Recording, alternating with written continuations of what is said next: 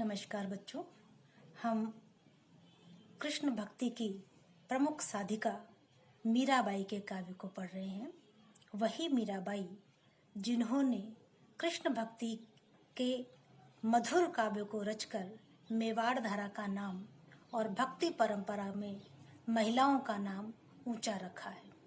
उनके काव्य की मिठास ऐसी है जिसके कारण आज भी साहित्यकार, संगीतकार, गायक और नर्तक तक उनके गीतों को पसंद करते हैं और उन्हीं के गीतों पर श्रेष्ठ शास्त्रीय व लोक शैली के गायन गाए गए हैं। आज हम पढ़ेंगे बच्चों उनका तीसरा पद देखिए। राम नाम रस पीजे मनवा, राम नाम रस पीजे। यहाँ मीराबाई कहती हैं, हे मन, तू राम के नाम रूपी रस का पान कर ले। नाम नाम रस पीजे, राम के नाम रूपी रस का अर्थात उनकी भक्ति का पान कर ले। रूपक अलंकार है बच्चों इसमें, इस पंक्ति में। तज कुसंग सतसंग बैठि नित, हरि चर्चा सुन लीजिए। और वे ये कहती हैं, सामान्य मनुष्य को ये संदेश देती हैं कि तज कुसंग सतसंग बैठी, कुसंग को छोड़ करके, बुरे मित्रों का साथ छोड़ करके या बुरे लोगों का साथ छोड़ करके अच्छे लोगों के साथ बैठो, सत्संग करो अर्थात अच्छे लोगों का साथ करो। सत्य यानी अच्छा। हरि चर्चा सुन लीजिए, और उसमें बैठ करके हरि चर्चा अर्थात ईश्वर की भक्ति की चर्चा को सुनो। काम क्रोध मद मोह लोभ को चित्त से बहाय दीजिए, मीरा के प्रभु गिरधर नागर ताके रंग में भीजे। और वे अपने मन से समस्त बुराइयों का त्याग करने के लिए संदेश देते हुए कहती हैं, काम क्रोध मद मोह लोभ इन सब को चित्त से विदा कर दो, बहा दो, और मीरा के प्रभु गिरधर नागर ताके रंग में भीजे। मीरा कहती हैं, वे जो प्रभु गिरधर नागर हैं, वे जो ईश्वर गिरधर नागर हैं, उन्हें ताके रंग में भीजे, उनकी भक्ति के रंग में डूब जाओ। अगला पद देखिए। मैंने राम रतन धन पायो, बसत अमोलक दी मेरे सतगुरु, करी कृपा अपनायो। जन्म जन्म की पूंजी पाई, जग में सबे खोवायो। खर्चे नहीं चोर ना लेवे, दिन दिन बढ़त सवायो। सत की नाव खेवटिया सतगुरु, भव सागर तरी आयो। मीरा के प्रभु गिरधर नागर, हरख जस गायो। बहुत प्रसिद्ध पद है ये, जिसे कई गायकों ने अपनी अपनी आवाज में गाया है। मीराबाई कहती हैं, मैंने राम रतन धन पायो। पुनः इस पहले ही पंक्ति में रूपक अलंकार है। वे कहती हैं, मैंने राम रूपी रत्न रूपी धन को प्राप्त कर लिया है, अर्थात मैंने राम रूपी रत्न धन को प्राप्त कर लिया है।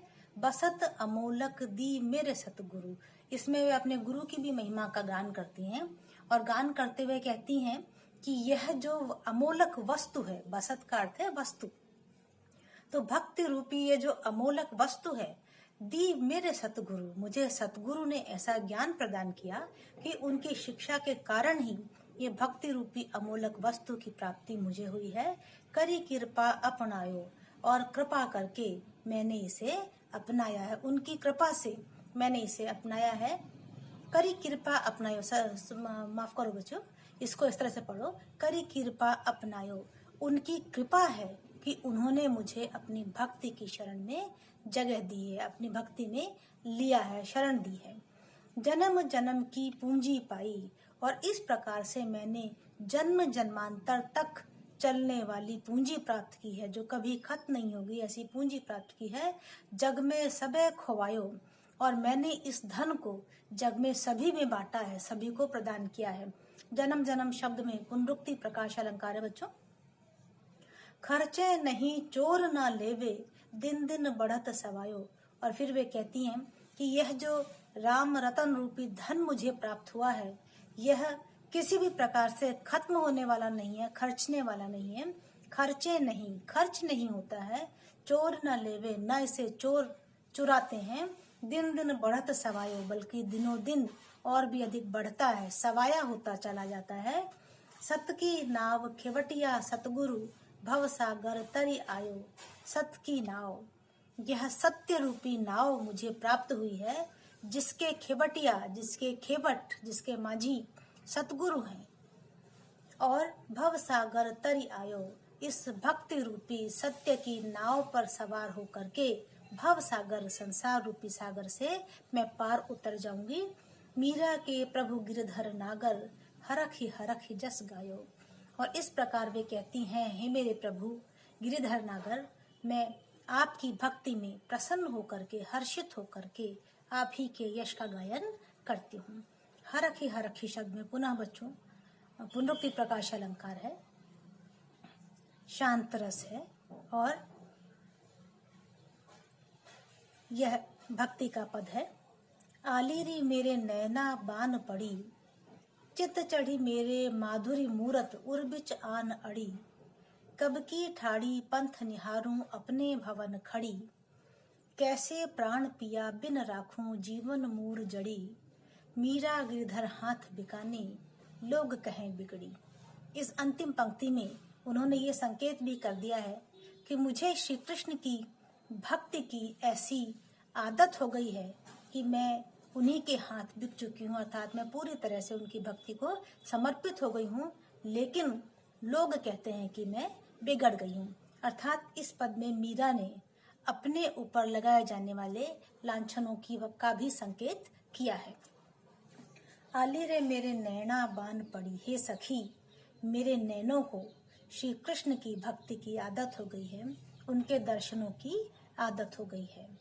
चित्त चढ़ी मेरे माधुरी मूर्ति, मेरे हृदय में उन्हीं की माधुर्यमयी मूर्ति बसी हुई है। उर बिच आन अड़ी, और अब वह मेरे हृदय में बीच में आकर के स्थित हो गई है, अड़ गई है। कब की ठाड़ी पंथ निहारूं अपने भवन खड़ी, और अब मैं अपने महल में खड़ी होकर के कब की ठाड़ी पंथ निहारूं, कब से खड़ी होकर के उनसे मिलन का उनसे मिलन की राह देख रही हूँ, उनका पंथ निहार रही हूँ। कैसे प्राण पिया बिन राखूं जीवन मूरी जड़ी।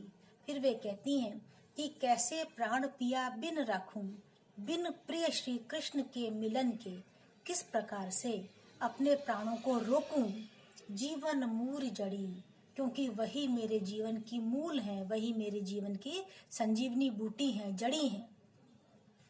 मीरा गिरधर हाथ बिकानी लोग कहें बिगड़ी।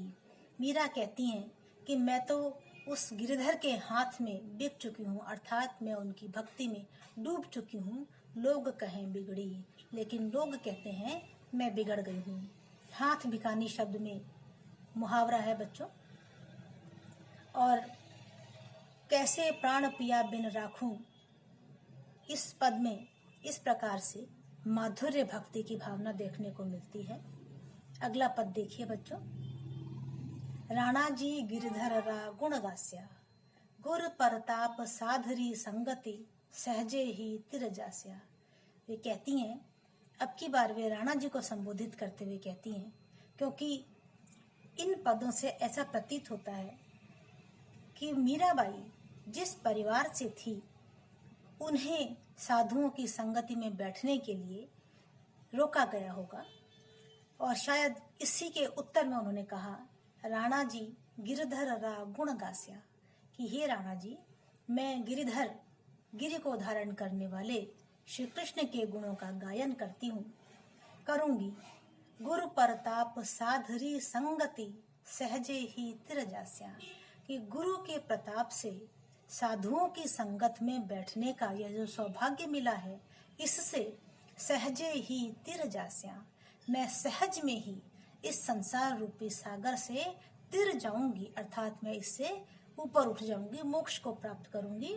मारे तो पण चरणामृत रो नित उठ देवल जास्या, मैंने प्रण ले रखा है, प्रतिज्ञा कर रखी है कि चरणामृत मैं नित्य ही ग्रहण करूंगी, इसीलिए नित्य उठ देवल जास्या, नित्य उठ करके देवल अर्थात मंदिर मुझे जाना ही होगा।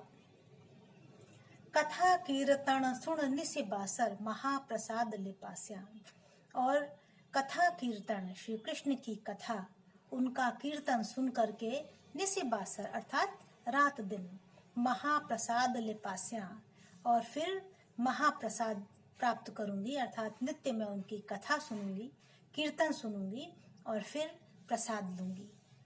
सुनी सुनी वचन साधरा मुखरा, निरत करा और नाचा। सुन सुनी वचन साधरा मुखरा, साधुओं के मुख से, मुखरा से अर्थ है मुख से, साधुओं के मुख से निकले हुए इन वचनों को सुन करके निरत करा और नाचा। मैं नृत्य करूंगी और नाचूंगी, प्रसन्न होंगी। प्रेम प्रतीति जाप निशिबासर, बहुरी न भव जल आस्या। वे कहती हैं प्रेम प्रतीति जाप निशिबासर, ये जो प्रेम है इसी का जाप मैं निशिबासर रात दिन करती रहूंगी। बहुरी न भव जल आस्या, इससे मैं भव जल अर्थात संसार रूपी सागर में पुनः वापस नहीं लौट करके आऊंगी। संसार रूपी सागर में पुनः रूपक अलंकार है बच्चों।